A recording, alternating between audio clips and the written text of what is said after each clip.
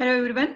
तो हम group 16 element की बात कर रहे थे। फिजिकल प्रॉपर्टीज का पार्ट 1 हमने कंप्लीट किया था। पार्ट 1 में हमने क्या क्या कवर कर लिया था? Atomic size, general electronic configuration, electron gain enthalpy and ionization enthalpy, यहाँ तक हमने बात कर ली थी। अब हम पढ़ने वाले हैं यहाँ पे नेक्स्ट, जो कि होगा आपका remaining physical properties like electron sorry electronegativity. अब देखिए इलेक्ट्रोनेगेटिविटी क्या होती है। इलेक्ट्रोनेगेटिविटी हम किसे बोलेंगे? शेयर्ड पेड इलेक्ट्रॉन को अपनी ओर पुल करने की टेंडेंसी होती है। जैसे ही टॉप टू बॉटम जाएंगे तो आपके पास में इंटरन्यूक्लियर डिस्टेंस क्या होती है? इंक्रीज होती है। तो इलेक्ट्रॉन को अपनी ओर खींचने की जो टेंडेंसी होगी वो क्या हो जाएगी? यहाँ पे डिक्रीज हो जाएगी। अब यहाँ पे electron gain enthalpy and electronegativity हम यहाँ पे बात करते हैं। तो इलेक्ट्रोनेगेटिविटी और इलेक्ट्रॉन गेन एंथैल्पी में क्या डिफरेंस है? इलेक्ट्रोनेगेटिविटी जो है वो एक मॉलिक्यूल की प्रॉपर्टी है बच्चों, क्योंकि ये जब तक किसी के साथ में शेयर्ड पेड इलेक्ट्रॉन मतलब आपका कोवैलेंट बॉन्ड नहीं बनाएगा तो शेयर्ड पेड इलेक्ट्रॉन को अपनी ओर खींचने की टेंडेंसी कैसे शो करेगा। और जो आपकी इलेक्ट्रॉन गेन एंथैल्पी है वो आपकी एक एलिमेंटल प्रॉपर्टी है। तो down to the group electronegativity decreases due to increases in atomic size. Oxygen जो होगा वो मोस्ट इलेक्ट्रोनेगेटिव एलिमेंट फ्लोरीन के बाद आने वाला एक एलिमेंट है। तो oxygen is second most electronegative element after fluorine. ठीक है, सबसे पहले कौन है? फोन कॉल बियर इश्क पहलवान, that is fluorine, oxygen, nitrogen, chlorine, bromine, iodine. उसके बाद में आपका फास्फोरस एंड हाइड्रोजन ऐसे हो जाता है। तो इस तरह से आप इसको याद रख सकते हो। तो down to the group electronegativity आपकी क्या होती है? इंक्रीज या डिक्रीज? तो डिक्रीज होती है, ऑक्सीजन की सबसे ज्यादा हो जाएगी। Electronegativity, the tendency of an atom in a compound to attract shared paired electron toward itself is called electronegativity, right? अब देखिए यहाँ पे जैसे जैसे आप डाउन टू द ग्रुप जाएंगे, न्यूक्लियस और आउटरमोस्ट शेल के बीच की डिस्टेंस काफी इंक्रीज हो जाती है, इसलिए इलेक्ट्रोनेगेटिविटी 3.5, 2.5, 2.48 देन 2.1। तो यहाँ पे आपकी सल्फर की 2.5 होती है और किसकी 2.5 होती है?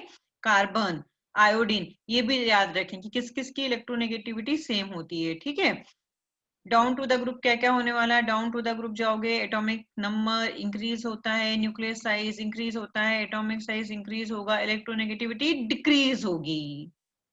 ठीक है, melting point and boiling point. तो देखिए जनरली टॉप टू बॉटम जाने पर melting point and boiling point आपका क्या होता है? इंक्रीज होता है। जनरली ऐसा होता है, लेकिन जहां जहां पर कुछ एक्स्ट्रा फैक्टर्स होते हैं या हम बोल सकते हैं एक्सेप्शंस आते हैं, उन्हें आपको बहुत ज्यादा अच्छे से याद रखना है। तो इस वाली फैमिली में भी पोलोनियम का एक एक्सेप्शन है। Melting point and boiling point increases gradually with increase in atomic number, but polonium has less melting and boiling point than tellurium because greater inert pair effect, van der Waals force of attraction will be less when as compared with the tellurium। Melting point का order क्या हो जाएगा? सबसे ज्यादा आपका जैसे top to bottom जाने पर होना क्या चाहिए? इंक्रीज होता है, लेकिन यहाँ पे टेलुरियम का ज्यादा होता है एज कम्पेयर टू पोलोनियम। बाकी आपका एज यूजुअल जैसा ऑर्डर आना चाहिए वही आपका मेल्टिंग पॉइंट का और वही आपका बॉइलिंग पॉइंट का ऑर्डर आएगा। The large difference in the melting point of oxygen and sulphur. अब ऑक्सीजन एंड सल्फर में यहाँ पे लार्ज डिफरेंस आएगा। क्यों? क्योंकि due to the atom change from ये एटोमिसिटी यहाँ पे चेंज हो जाएगी ना। ऑक्सीजन आपका क्या डायटोमिक है और डायटोमिक से ये सीधे किस में चला जाता है? आपका ऑक्टा एटमिक में आ जाता है। तो which increases magnitude of van der Waals forces, that's why sulphur का काफी ज्यादा हो जाता है as compare to oxygen. Catenation की अगर हम बात करें यहाँ पे, तो आपके पास में जैसे कार्बन था ना, तो कार्बन के बाद में इस फैमिली का एक ऐसा एलिमेंट है जिनकी कैंटिनेशन की प्रॉपर्टी सेकेंड नंबर पे आती है। Oxygen sulphur show the property of catenation, peroxide और polysulphide are fairly stable. Catenation ability second highest for sulphur after carbon, make it a point. Allotropy, तो यहाँ पे जितने भी एलिमेंट्स है 16 ग्रुप के एलिमेंट सारे के सारे एलोट्रॉपी शो करेंगे। ठीक है ना। अब क्या, जैसे ऑक्सीजन जो होगा वो ऑक्सीजन एंड ओजोन, इसके दो एलोट्रॉप्स हैं।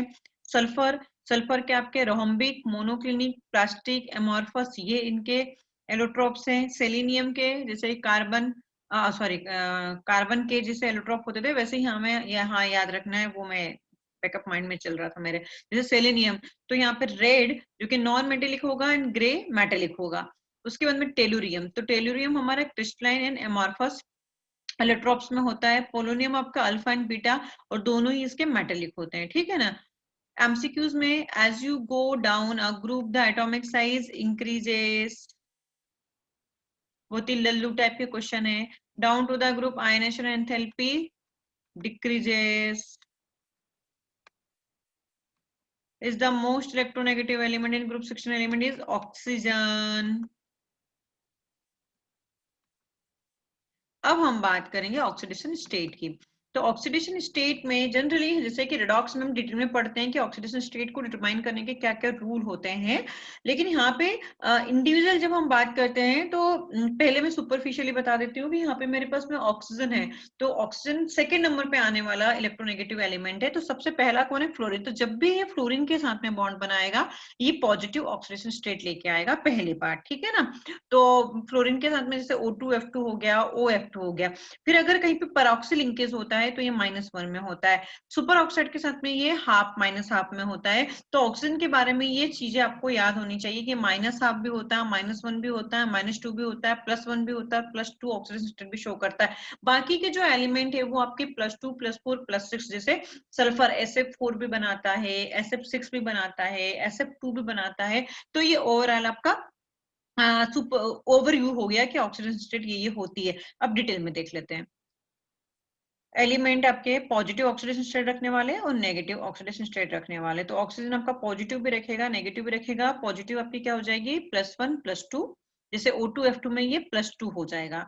नेगेटिव में ये -2 एंड -1 दोनों होगा, जैसे नॉर्मल ऑक्साइड है तो -2 और अगर परऑक्सी लिंकेज है तो -1। सल्फर आपका +2 +4 +6, फिर आपका -2 में होता है नेगेटिव में। सेलेनियम +2 +4 +6 -2। फिर टेलुरियम आपका +2 +4 +6 होती है, इसकी -2 होती है। पोलोनियम की प्लस में होती है लेकिन ये -2 ऑक्सीजन स्टेट शो नहीं करता है, ठीक है। नेक्स्ट है कॉमन ऑक्सीडेशन स्टेट, इसकी क्या हो जाएगी? -2 हो जाएगी। Along with -2 except oxygen other element show +2 +4 +6, क्योंकि उनके पास में क्या होते हैं? वैकेंडी ऑर्बिटल होते हैं। Oxygen shows positive oxygen state with fluorine, जो कि मैंने पहले ही बता दिया है, और ओनली 2 हैलाइड्स यहाँ पे प्रेजेंट है ऑक्सीजन के साथ में फ्लोरीन के, जैसे OF2 एंड O2F2, ठीक है। ओके, तो यहाँ पे मेरे पास में आई थिंक मैंने पीछे थोड़ा सा कुछ गलत बोला है। आई थिंक मैंने O2F2 में +2 बोल दिया था। तो यार जो आपका हैलोजन है तो फ्लोरीन आपका -1 में ही होगा। तो जब ये -1 में होगा तो 2 फ्लोरीन है तो -2 हो जाएगा। तो ओवरऑल क्या हो जाएगी इसके ऑक्सीजन स्टेट? +2 हो जाएगी। Sorry for that.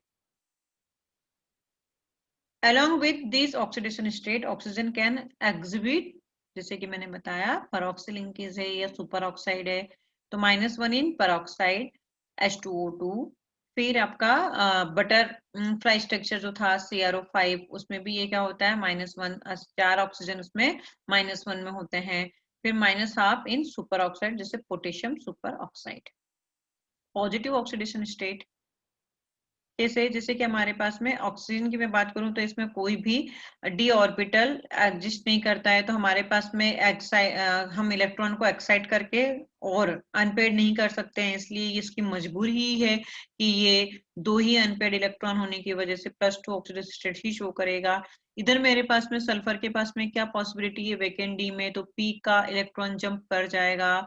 तो पहले 2 अनपेड इलेक्ट्रॉन है तो +2 शो करेगा, लेकिन फर्स्ट एक्साइटेड स्टेट की अगर मैं बात करूंगी तो यहाँ पे 4 अनपेड इलेक्ट्रॉन हो जाएंगे तो ये +4 शो करेगा। तो फिर सेकेंड एक्साइटेड स्टेट की अगर हम बात करेंगे तो सेकेंड एक्साइटेड स्टेट में देखिए जरा कि कितना हो जाएगा? 6। तो ये +6 +6 से ऑक्सीडेशन स्टेट शो करेगा। Stability of 6 +6 oxidation state decreases down to the group due to the inert pair effect. +4 compound exhibit both oxidizing and reducing agent. +4 मतलब इंटरमीडिएट ऑक्सीडेशन स्टेट जिसकी भी होगी वो आपके ऑक्सीडाइजिंग एंड रिड्यूसिंग प्रॉपर्टी दोनों ही show करते हैं। और जो जिनकी हाईएस्ट जो अपने हाईएस्ट ऑक्सीडेशन स्टेट में होते हैं वो सिर्फ क्या कर सकते हैं? प्लस, जैसे कि सल्फर +6 है, तो अब +6 तो कुछ ज्यादा हो नहीं सकता है, तो हम इसका रिड्यूस ही होगा, मतलब इसका रिडक्शन हो जाएगा, और अगर ये रिडक्शन होगा तो ये ऑक्सीडाइजिंग एजेंट की तरह ही काम करेगा। और जो लोवेस्ट ऑक्सीडेशन स्टेट में होंगे उन्हें क्या हायर में जा सकते हैं, और हायर में जाएंगे तो वो रिड्यूसिंग एजेंट की तरह काम करेंगे। As positive oxidation state increases, covalent character increases। ध्यान रखें, जैसे जैसे पॉजिटिव ऑक्सीडेशन स्टेट बढ़ेगी, मतलब पॉजिटिव ऑक्सीडेशन स्टेट मतलब प्लस चार्ज बढ़ रहा है, प्लस चार्ज बढ़ रहा है मतलब जिसपे जितने ज्यादा प्लस चार्ज आते हैं वो उतना ही छोटा होता है। And according to Fajans rule क्या बताया गया था, छोटू केटायन मोटू एनायन कोवेलेंट कैरेक्टर इंक्रीज होगा। तो बस यही फंडा यहाँ पे लगा है हमारा। अब कौन से कंपाउंड के साथ में किस ऑक्सीडेशन स्टेट में होता है ये यहाँ पे बनाया गया है, आप यहाँ पे देख सकते हैं। पॉजिटिव ऑक्सीडेशन स्टेट ऑक्सीजन की, सल्फर की, सेलेनियम की, टेलुरियम की, +4 +5 में कौन कौन से कंपाउंड है। नेगेटिव ऑक्सीडेशन स्टेट और उसके एग्जाम्पल भी दे रखे हैं। The tendency to show -2 oxygen state decreases down to the group. Polonium does not show -2 oxidation state but show +2 oxidation state. Except oxygen, all other elements have vacant orbital. The tendency to form +4 oxidation state increases down to the group में, है ना। ये कुछ points हैं जिसमें आपको ध्यान रखने हैं। अब आगे बढ़ते हैं। मैक्सिमम कोवेलेंसी, तो यार हमारे पास में ऑक्सीजन जो है वो मैक्सिमम कोवेलेंसी 4 रख सकता है, लेकिन कब, जब ये आइस के फॉर्म में प्रेजेंट होता है, तो in the form of ice, but more of the time it shows 2 due to the absence of d orbital. Due to the availability of vacant d orbital, except oxygen of this group show maximum covalency 6. The stability of +6 state decreases down to the group due to the inert pair effect. Group 16 elements show oxidation state +2 +4 +6 -2. An example of O-1 is H2O2, पहला example हो गया हमारा।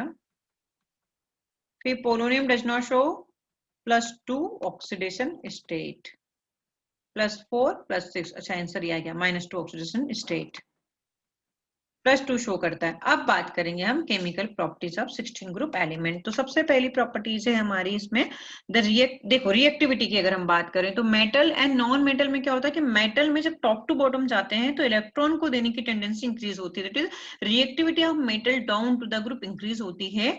And reactivity of the non metal मतलब electron को लेने की जो बोलते हैं इलेक्ट्रॉन गेन एंथैल्पी है वो क्या होती है आपकी डिक्रीज होती है, तो मतलब इलेक्ट्रॉन नहीं ले पाएगा, तो reactivity down to the group जाने पर नॉन मेटल्स के केस में डिक्रीज होती है। That's why the reactivity of group 16 element decreases from oxygen to polonium. अब हाइड्राइड्स, तो हाइड्राइड्स के वही सारे यहाँ पे पॉइंट आएंगे, thermal stability, reducing nature, bond length, bond angle, यही सारे क्वेश्चन यहाँ पे आने वाले हैं। तो और आपका हाइड्राइड कौन से टाइप का हाइड्राइड बनाएगा ये, जैसे H2O, H2S, ये सारे। तो आपको ये ध्यान रखना है कि इसमें कौन कौन से क्वेश्चन आते हैं, जैसे कि मैंने नाइट्रोजन फैमिली में बताया था, तो 4 या 5 क्वेश्चन इससे रिलेटेड बनते हैं, और वो सारे एक ही जैसे आपके होंगे, जैसे एसिडिक कैरेक्टर हो गया आपका। तो आपको ये वाले पॉइंट जैसे हाइड्राइड आ गया ना तो दिमाग में आ जानी चाहिए सारी चीजें कि यहाँ पे कौन कौन से क्वेश्चन आ सकते हैं, राइट। और वो सारे क्वेश्चंस के आंसर्स आपको पता है, फिर भी आप एक बार हम देख लेंगे। The binary compound of hydrogen with chalcogens are called hydride. General formula यहाँ पे क्या होगा, H2M, M यहाँ पे क्या हो सकता है, oxygen, sulphur, selenium, tellurium, polonium. All the hydride are covalent compound. अब देखिए जरा कैरेक्टरिस्टिक की अगर हम बात करें तो यहाँ पे मेरे पास में नेम क्या होगा, MH बॉन्ड लेंथ, और जनरली यहाँ पे बॉन्ड लेंथ MH, जैसे कि आपके पास में ऑक्सीजन और हाइड्रोजन के बीच की बॉन्ड लेंथ और इनकी बॉन्ड एनर्जी, तो हमें पता है कि डेल्टा EN मतलब इलेक्ट्रोनेगेटिविटी का डिफरेंस जितना ज्यादा होता है वो इतना ही स्ट्रॉन्ग बॉन्ड होता है। तो यहाँ पे आपको वैल्यूज नहीं याद रखनी है, सिर्फ कंपेरिजन के लिए मैंने बताया है। फिर अगर मैं बॉन्ड एंगल की बात करूं तो टॉप टू बॉटम जाने पर बॉन्ड एंगल इंक्रीज होता है, क्योंकि इलेक्ट्रोनेगेटिविटी ऑफ सेंट्रल एटम जितनी ज्यादा होगी बॉन्ड एंगल उतना ही ज्यादा होता है, तो ऑक्सीजन की इलेक्ट्रोनेगेटिविटी ज्यादा है और इसलिए बॉन्ड एंगल H2O का ज्यादा होता है। फिर enthalpy of formation and boiling point, और H2O में बॉइलिंग पॉइंट, इनके ऑर्डर्स भी मैंने जो ट्रेंड्स इन पीरियोडिक टेबल में बताया वाले वीडियो में मैंने सारे ऑर्डर्स बता दिए थे। तो यहाँ पे H2O का एक्सेप्शनल केसेस क्या था, रीजन क्या, इंट्रामोलिकुलर हाइड्रोजन बॉन्डिंग। नाम इसका क्या हो जाएगा, वाटर है 0.97, डिग्री सेल्सियस और 498, मतलब बहुत ज्यादा है ना इमेज बॉन्ड एनर्जी। आप देख सकते हो ऑक्सीजन एंड हाइड्रोजन के बीच में इलेक्ट्रोनेगेटिविटी का डिफरेंस ज्यादा है तो एनर्जी भी ज्यादा होगी। बॉन्ड एंगल 10 डिग्री 5 मिनट का होता है और enthalpy of formation -120 kilo joule पर mole and boiling point 373 kelvin या 100 डिग्री सेल्सियस। H2S गैस होता है जनरली। यहाँ पे जो इमेज बॉन्ड लेंथ है तो देखिए यहाँ पे सल्फर एंड हाइड्रोजन के बीच में जो इलेक्ट्रोनेगेटिविटी क्या हो गई, कम हो गई है, तो बॉन्ड लेंथ भी आपकी इंक्रीज हो गई, तो बॉन्ड एनर्जी भी यहाँ पे देखना कम हो जाएगी। आप देख सकते हो 368 हो गई। बॉन्ड एंगल यहाँ पे क्या हो जाएगा आपका, कम होता है। तो ये सिर्फ आपको कंपैरिजन करवाने के लिए मैंने यहाँ पे डेटा दिया है। ऑल्दो आपको हर एक चीज का आंसर जो फंडे मैंने बता रखे हैं, जैसे बॉन्ड लेंथ देखना है तो क्या देखोगे, जैसे जैसे नीचे जाते जाएंगे इलेक्ट्रोनेगेटिविटी बिटवीन वो आपका जो सेंट्रल एटम है हाइड्रोजन के बीच में डिक्रीज होती जाएगी, साइज बढ़ता जाएगा, तो बॉन्ड लेंथ भी आपकी क्या होती जाएगी, इंक्रीज होती जाएगी। बॉन्ड एनर्जी आपकी डिक्रीज होती जाएगी, बॉन्ड एंगल आपका डिक्रीज होता जाएगा। ठीक है, तो यही सारी चीजें हैं। H2TE हाइड्रोजन टेलुरियम 192, और बस ये सिर्फ कंपैरिजन के लिए बात की गई थी यहाँ पे। प्रिपरेशन देखो, H2 is obtained by burning hydrogen in the atmosphere of oxygen, while H2S, H2SE and H2TE are obtained by the action of acid on sulfide, selenide and tellurides. Make it a point. Iron sulphide की reaction जब H2SO4 के साथ में करते हैं तो यहाँ पे ये क्या देता है, H2S और FeSO4 देता है। क्या FeS और H2SO4 की रिएक्शन आप करवाओगे तो क्या मिलेगा, हाइड्रोजन सल्फाइड एंड FeSO4। जब मैं Na2SE मतलब सोडियम सेलेनाइड की रिएक्शन H2SO4 के साथ में कराऊंगी तो मुझे क्या मिल जाएगा, H2SE मिल जाएगा, और सल्फेट तो है। तो इनमें अगर मैं शेप की बात करूं तो आपको पता होना चाहिए कि दो लोन पेयर होते हैं तो एंगुलर शेप होगा ये, और sp3 हाइब्रिडेशन होता है। फिजिकल स्टेट की बात करें तो वाटर आपका लिक्विड होता है, कलरलेस होता है, ओडोलेस होगा, जबकि अदर जो आपके हाइड्राइड्स होंगे वो colourless, poisonous gas with bed ओडोर्स होंगे। ठीक है ना। अब अगर मैं वोलेटाइल नेचर की बात करूं तो हाइड्रोजन में बॉइलिंग पॉइंट कितना बहुत ज्यादा होता है ना, हाइड्राइड का बॉइलिंग पॉइंट बहुत ज्यादा होता है, इंट्रामोलिकुलर हाइड्रोजन बॉन्डिंग बहुत ज्यादा होती है, तो यहाँ पे मेरे पास में वोलेटिलिटी क्या होगी, इसकी कम हो जाएगी। Water has low volatility as hydrogen bonding bring association. H2S has high volatility, वैसे ये गैस है H2S, और आपको क्वेश्चन भी बताए जाते हैं कि why H2O is liquid and H2S is gas, है ना, तो due to the intramolecular hydrogen bonding, आपका ये आंसर होता है। H2S has high volatility, has no hydrogen bonding in present. Volatility decreases from H2S to H2TE due to the increase in molecular mass of the hydrides. Covalent character, the electronegativity difference between M and hydrogen decreases the covalent character from H2S to H2TE. Thermal stability, top to bottom जाने पर क्या होगी, thermal stability आपकी decrease होती है। अब यहाँ पे रीजन यहाँ पे एग्जैक्टली क्या दे रखा है, the thermal stability depends on the MH bond dissociation energy, मतलब जैसे ऑक्सीजन हाइड्रोजन की बॉन्ड डिसोसिएशन एनर्जी, तो आपको पता है कि यहाँ पे इलेक्ट्रोनेगेटिविटी का डिफरेंस बहुत ज्यादा है, तो ऑक्सीजन और हाइड्रोजन के बीच की बॉन्ड एनर्जी ज्यादा होगी, तो इसकी थर्मल स्टेबिलिटी भी ज्यादा होगी। लेकिन आपको जो एक फंडा बताया गया है कि आपको क्या देखना है, मोनो एटॉमिक से बना है या पॉली एटॉमिक से बना है, बस जो कंपाउंड जिससे बना होगा, अगर मोनो एटॉमिक से बना है तो टॉप टू बॉटम जाने पर थर्मल स्टेबिलिटी डिक्रीज होती है, और अगर पॉली एटॉमिक से बना है तो टॉप टू बॉटम जाने पर इंक्रीज होती है। राइट, तो थर्मल स्टेबिलिटी का ऑर्डर आपको याद हो जाना चाहिए। यहाँ से मुझे सिर्फ ये जो वैल्यूज मैं लिख रही हूँ ये कंपैरिजन के लिए है, बाकी याद नहीं रखनी है। एसिडिक नेचर के लिए हम क्या बात करते हैं, एसिडिक नेचर में जनरली हम देखते हैं स्टेबिलिटी ऑफ एनायन, और ग्रुप में टॉप टू बॉटम जाने पर स्टेबिलिटी ऑफ एनायन बढ़ता है, इसलिए acidic character top to bottom जाने पर यहाँ पे इंक्रीज होगा। देख सकते हैं H2TE सबसे ज्यादा एसिडिक है, जैसे HI सबसे ज्यादा एसिडिक होता है। राइट, फिर रिड्यूसिंग नेचर थर्मल स्टेबिलिटी के इनवर्सली प्रोपोर्शनल होता है, तो अगर टॉप टू बॉटम जाने पर थर्मल स्टेबिलिटी डिक्रीज हो रही है तो आपका रिड्यूसिंग नेचर इंक्रीज हो रहा है। All hydride except H2O act as a reducing agent. Make it a point, सारे हाइड्राइड आपके रिड्यूसिंग एजेंट की तरह काम करते हैं, लेकिन आपका H2O नहीं करता है। increases from H2O to H2TE, this is the due to the weakening of MH bond as the bond length increases with increases the size of M atom।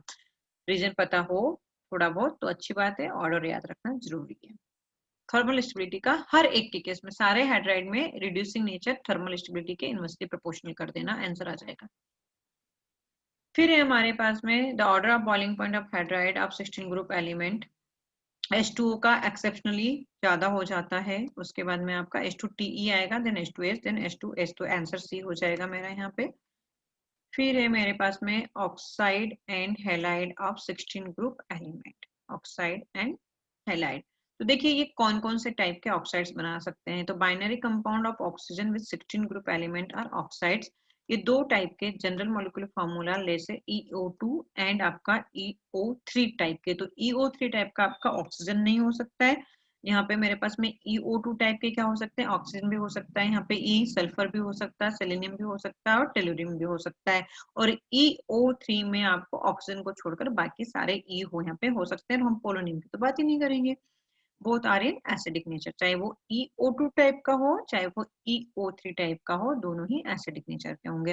Physical state की अगर मैं बात करूं रूम टेम्परेचर पर, तो ozone gas होती है, SO2 आपकी गैस होती है, SeO2 TeO2 आपका क्या हो जाएगा, सॉलिड हो जाएगा। रिड्यूसिंग प्रॉपर्टी ऑफ ऑक्साइड्स की अगर हम बात करेंगे तो decreases from SO2 to TeO2, क्योंकि SO2 का थर्मल स्टेबिलिटी ज्यादा हो तो इसका थर्मल स्टेबिलिटी ज्यादा होने की वजह से आपका, अच्छा वो तो हाइड्राइड के केस में हो जाएगा, ठीक है। तो decreases from SeO2 to TeO2। SO2 जो है आपका क्या हो जाएगा, रिड्यूसिंग एजेंट हो जाएगा, TeO2 आपका ऑक्सीडाइजिंग एजेंट होता है। Next, halides. Binary compounds of halogen with 16 group element are halide. तो हैलाइड्स आपके क्या है, E2H2, EX2 and EX4 and EX6। तो यहाँ पे E क्या है आपके एलिमेंट, जैसे ऑक्सीजन, सल्फर, सेलेनियम, टेलुरियम, ये याद रखना ना। ऑक्सीजन फैमिली में जो ऑक्सीजन होगा वो फ्लोरीन के साथ में O2F2 एंड OF2 टाइप का हैलाइड्स बनाता है। स्टेबिलिटी की अगर हम बात करें तो यहाँ पे मेरे पास में जैसे सल्फरी जो है वो SF6 स्टेबिलिटी होती है। तो the stability of halide decreases from fluoride to iodide.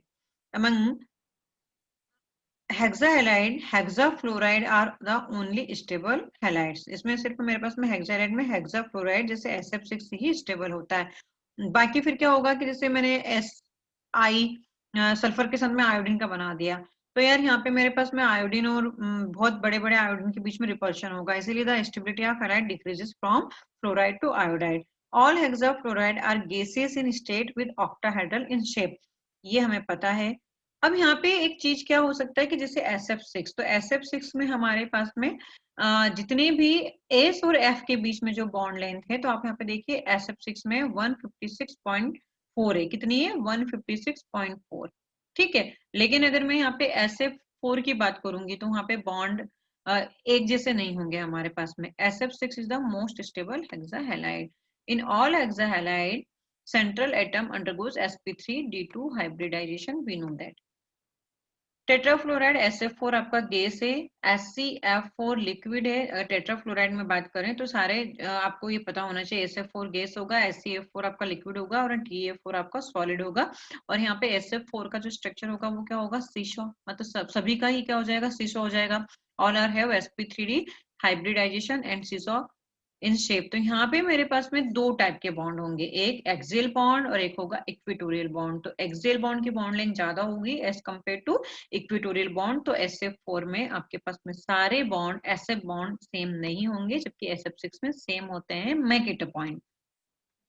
डाइहैलाइड MX2, all element except selenium form dichloride and dibromide। all element except selenium form dichloride and dibromide।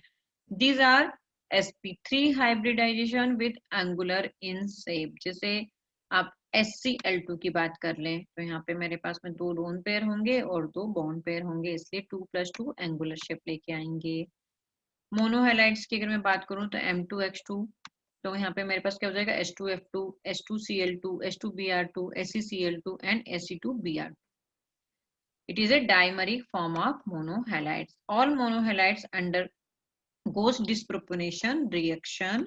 जैसे आपके पास में ACCl2 है, ये ACCl4 and Ac, ठीक है ना। तो यहाँ पे आपके पास में प्लस से 0 में जा रहा है और एक बार आपके पास में यहाँ पे +2 से +4 में जा रहा है। The hybridization of sulfur in SF4 is sp3d. Thank you. तो ये हमारा general introduction physical properties and chemical properties आपकी कंप्लीट हो गई। नेक्स्ट लेक्चर में हम डाइऑक्सीजन के बारे में बात करेंगे। तब तक के लिए बाय बाय, थैंक यू।